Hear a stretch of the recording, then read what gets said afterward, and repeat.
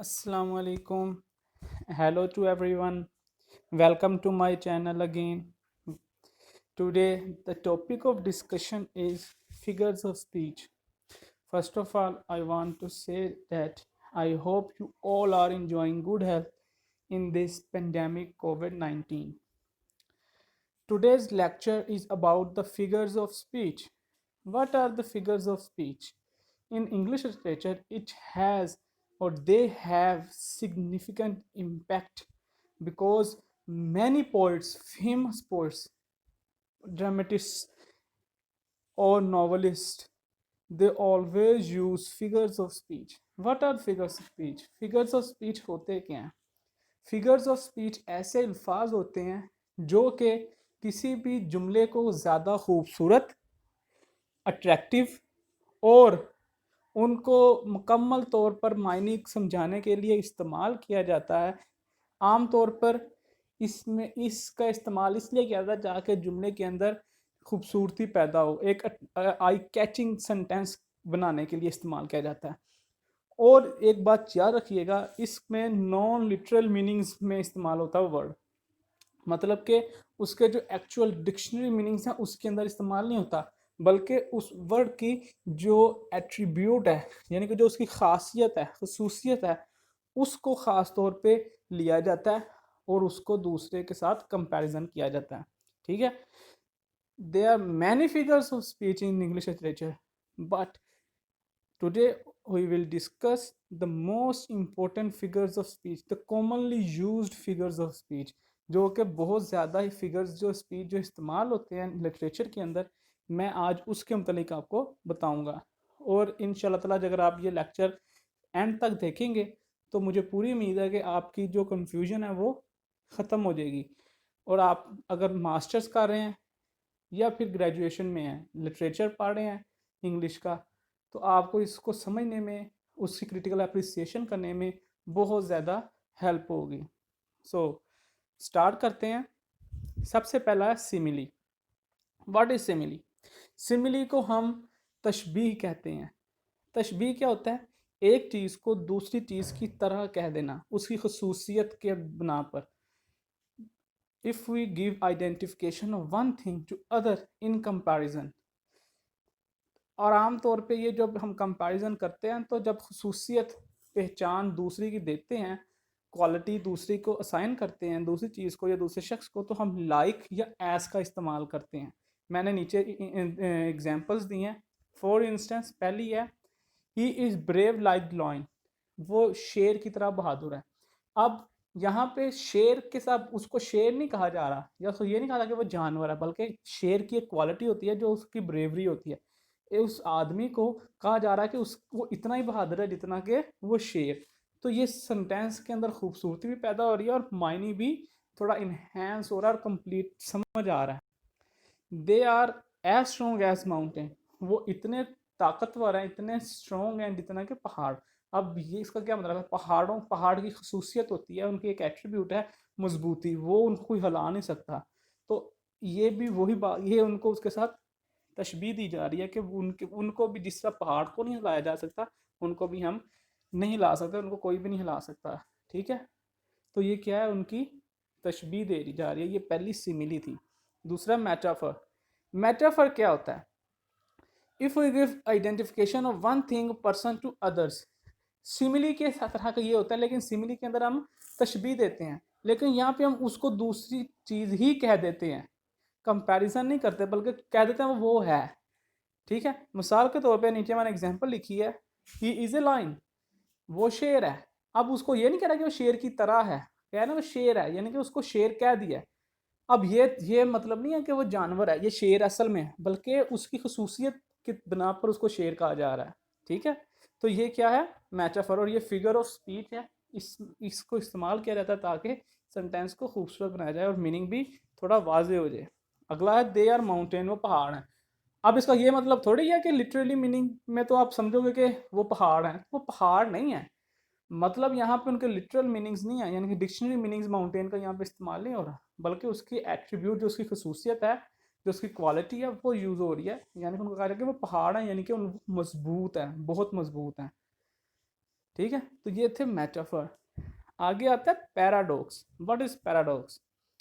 Paradox क्या होता है? जब दो सेंटेंसेस, फ्रेजेस या पूरा सेंटेंस या पैराग्राफ या more than one paragraph, whole of ऐसे भी आ सकता है, जब उनमें आपस में तजाद पाया जाए पिछली बात का अगली बात के साथ, तो वो क्या कहलाता है? पैराडॉक्स।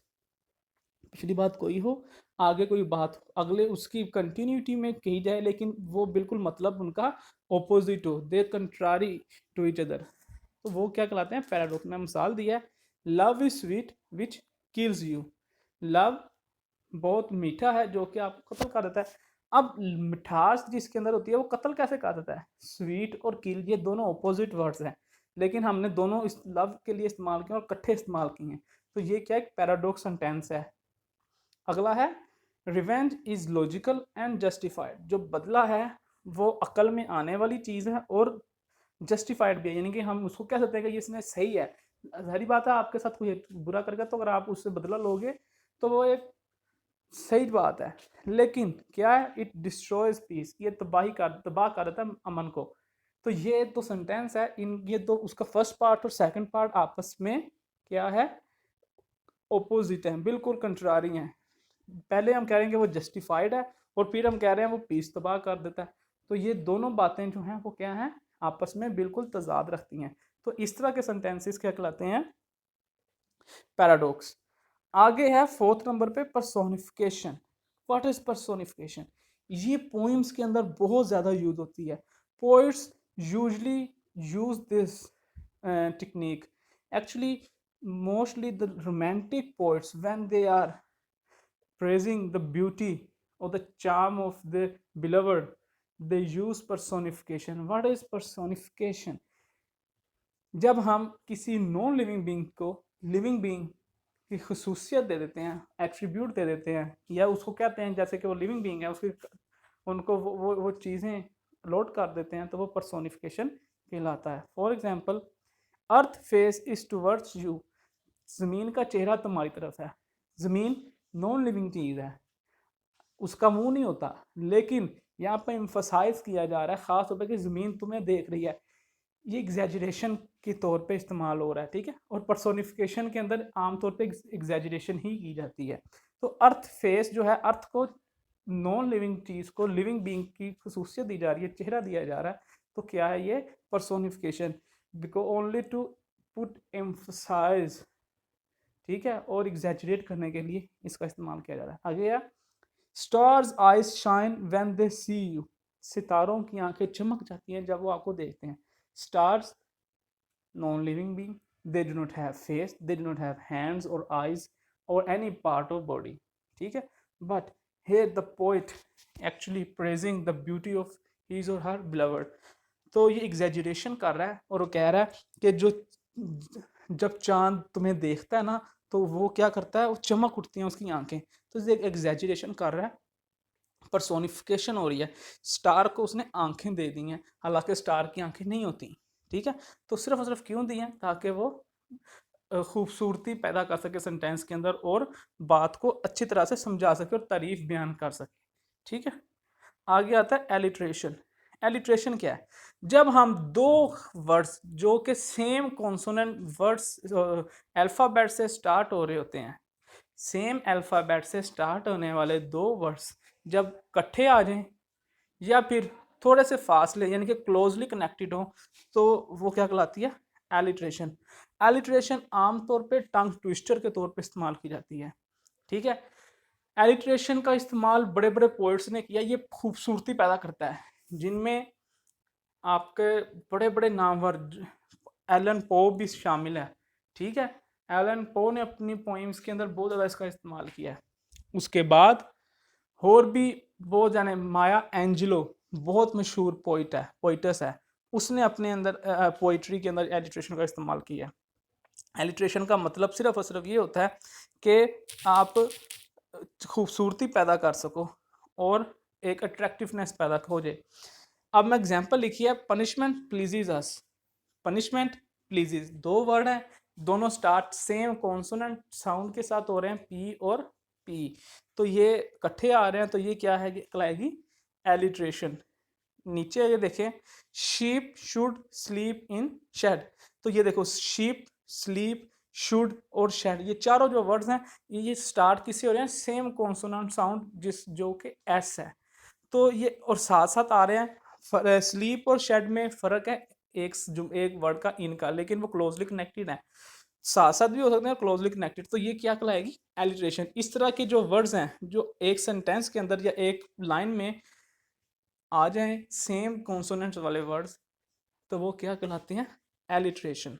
आमतौर पे ये पोइम्स के अंदर इस्तेमाल होती है। और जब आप पोइम की क्रिटिकल अप्रिसिएशन कर रहे होते हैं लिटरेचर के अंदर, मास्टर्स के या ग्रेजुएशन के पेपर में, तो आपने उन पोइम्स को उनकी ये सारी चीज़ें बतानी होती हैं कि इसके अंदर इसने मेटाफर यूज़ किया है, इसके अंदर सिमिली है, सिम्बोलिज्म यूज़ किया है, एलिट्रेशन यूज़ किया है। इसलिए ये आपके लिए बहुत ज़्यादा इंपॉर्टेंट चीज़ें हैं। ठीक है, आगे ऑक्सीमोरॉन। ये ऑक्सीमोरॉन और पैराडॉक्स ये तकरीबन एक जैसे हैं, but yet there is some difference between them. Paradox के अंदर भी वही चीज़ें जो कि कंसेप्ट वही है जो कि ऑक्सीमोरॉन का है, लेकिन पैराडॉक्स के अंदर जो तजाद है वो जुमलों के दरमियान होता है, लेकिन ऑक्सीमोरॉन के अंदर सिर्फ और सिर्फ दो अल्फाज, दो से ज़्यादा नहीं हो सकते, दो लफ्ज़ इकट्ठे आ जाएं जो कि अपोजिट मीनिंग वाले हों, तो वो क्या कहलाते हैं, ऑक्सीमोरॉन। मिसाल के तौर पे स्वीट वायलेंस। अब वायलेंस कभी स्वीट नहीं हो सकता, स्वीटनेस एक अलग चीज़ है और वायलेंस एक अलग चीज़ है। जब हम इकट्ठा करके लिख देते हैं तो ये क्या कहलाता है, ऑक्सीमोरॉन। आगे टेरिबली अट्रैक्टिव, बहुत ज़्यादा। अब टेरिबल जो है वो तो एक नेगेटिव वर्ड है, और अट्रैक्टिव क्या है, पुरकशिश, एक पॉजिटिव वर्ड है। ये दो दो डिफरेंट मीनिंग्स वाले वर्ड्स हैं, उनके आप उनकी जो जो पहचान है वो बिल्कुल ऑपोजिट है एक दूसरे से, लेकिन हमने इकट्ठे यूज़ किए हैं, तो ये क्या कहलाएगा, ऑक्सीमोरॉन। अगले सेवंथ है आयरनी। आयरनी क्या होती है, आयरनी आमतौर पे बहुत ज़्यादा यूज़ होती है आपके ड्रामा में या फिर नावल में। बड़े बड़े मशहूर ड्रामाटिस्ट जो थे, जैसे ग्रीक जो लिटरेचर है उसके अंदर एक बहुत बड़ा नाम है सोफोक्लेस। उसने अपनी जो बहुत फेमस, जो कि 2700 साल से लिटरेचर की, इंग्लिश लिटरेचर में शामिल है, उसका ड्रामा एडिपस रेक्स, उसके अंदर उसने इस आयरनी का बहुत ज़्यादा इस्तेमाल किया है। उसके बाद जो इंग्लिश का जो the most important figure Shakespeare, जिस जो कि अनपैरेलल है, उसका क्या कहा जाता है इंग्लिश लिटरेचर में, उसका कोई जोड़ नहीं है। उसने अपना जो ड्रामा था, ख़ास तौर पे उथेलो जो था, उसके अंदर आयरनी का बहुत ज़्यादा इस्तेमाल किया। ठीक है, आयरनी होती क्या है, मैं आपको बता दिया कि ऑपोजिट स्टेटमेंट्स होती हैं। what one said is totally opposite to, or one said or did which is opposite to the reality। जो कोई जिसने कहा या कहे या करे वो opposite हो हकीकत के, तो वो क्या होता है, आयरनी होती है। ये कॉन्शियस भी होती है और अनकॉन्शियस भी, यानी कि जानबूझ के भी ऐसे हो सकते हैं और अनजाने में भी। मैं मिसाल दिया नीचे आपको समझाने के लिए। मैं कहता हूँ कि I will eat a lot in party, कि हम पार्टी में जब जाएंगे ना तो मैं बहुत ज़्यादा खाऊंगा, लेकिन किसी वजह से क्या होता है, I wouldn't eat that much, मैं वो उतना नहीं खा सकता। तो ये क्या है, तजाद आ गया बातों में। तो ये क्या, आयरनी है, लेकिन ये अनकॉन्शियस है, मैं जानबूझ के नहीं किया, मेरा इरादा था। लेकिन मैं इसी तरह ही मैं कहूँ कि मैं यार रात को बहुत पढ़ूंगा, ये मेरा इरादा है, पक्का इरादा है, लेकिन रात को कुछ शाम के टाइम ऐसा है, कुछ हालात आ जाते हैं, कैसे सर्कमस्टांसेस आते हैं कि मैं नहीं पढ़ पाता, तो ये भी क्या हो जाएगी, आयरनी हो जाएगी। ठीक हो गया। मुख्तलिफ किस्म की आयरनीज होती हैं, वो मैं एक अलहदा जब अगर कहेंगे तो मैं आपको अलहदा आयरनी के ऊपर बता दूंगा कि आयरनी, ड्रामेटिक आयरनी क्या होती है, कंडीशनल आयरनी क्या होती है, मुख्तलिफ जो टाइप्स हैं आयरनी की वो क्या होती हैं, वो फिर एक अलहदा आयरनी के ऊपर लेक्चर बनाएंगे। बी एग्जाम्पल है, इफ समवन इज बैड, एक शख्स बुरा है और उसको पता है कि वो बुरा है, लेकिन फिर भी वो प्रिटेंड करे कि वो बहुत अच्छा है, तो ये क्या कहलाती है, आयरनी है। और ये कॉन्शियस आयरनी है। मैं बहुत बुरा हूँ, ठीक है, लेकिन मैं ऐसे सबको जाहिर करूँ कि प्रिटेंड ऐसे करूँ कि मैं बहुत अच्छा हूँ, तो ये क्या होगी, आयरनी होगी। आखिर में है सटायर। सटायर जो है बहुत ज़्यादा इसका इस्तेमाल होता है लिटरेचर के अंदर, ख़ास तौर पे ड्रामा में और नॉवल में। इसका मकसद क्या होता है, तनकीद करना। The end of it to criticize the shortcomings of any society और any period, but in it we do not want to mock others. It is the purpose of it only to change, to bring change in a positive way. किसी भी माशरे में जो खामियां होती हैं उसको हाईलाइट किया जाता है स्टायर के ज़रिए, लेकिन इसका मतलब उनका तंज करना नहीं होता, बल्कि उनके अंदर जो खामियां हैं वो दूर करनी होती हैं। मिसाल के तौर पे विलियम ब्लेक ने अपनी जो पोइम है इनोसेंस एंड एक्सपीरियंसेस, उसके अंदर बहुत ज़्यादा अपने जो विक्टोरियन एज है उसको उस पर स्टायर किया है, तंज किया है। ठीक है, तो आज के लिए इतना ही लेक्चर था। आई होप कि आपको अंडरस्टैंड हो गया। अगर आपको समझ नहीं आई तो कमेंट बॉक्स में मुझसे पूछ सकते हैं, अगर कुछ भी पूछना होगा। और आपसे रिक्वेस्ट है कि जो नए हैं, जो अभी तक सब्सक्राइब नहीं किया, वो प्लीज़ मेरे चैनल को सब्सक्राइब करके शेयर करें, ताकि मैं आप लोगों के लिए इसी तरह वीडियोस बनाता रहूं। आज तक के लिए इतना ही। Take care of yourself. We will meet you in our next lecture. Bye then, take care. अल्लाह हाफिज़।